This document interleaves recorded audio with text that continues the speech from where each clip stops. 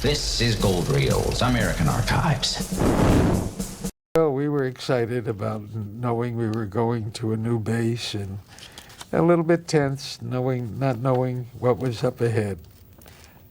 When you arrived at Guam, you said you lived in tents. What was Guam like? Tent City. It was had been taken just a few months prior to that, and we foolishly went out and explored in the jungles here to see if we could find any replicas of the war.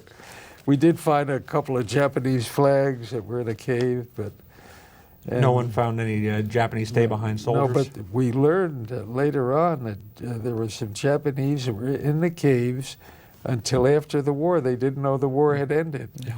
And they were living on fish and that kind of thing. Was this your first time? No, it wasn't your first time in a country. You'd gone to Germany in the 1930s. The first time to the Pacific area.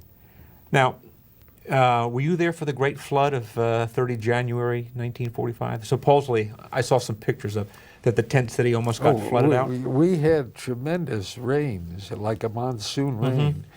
And I remember the mud and all of the, trying to keep the ditches around our tents and that kind of thing. But I don't remember it being flooded. We had a lot of rain, I remember.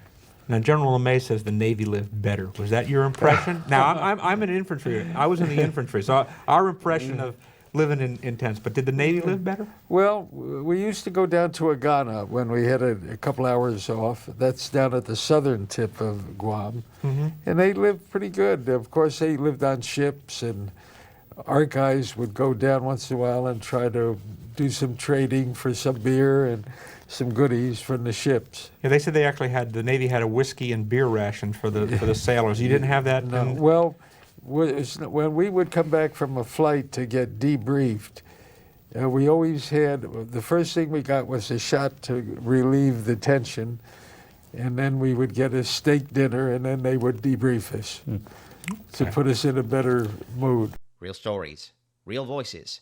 Subscribe to Gold Reels, American Archives, and be part of the legacy.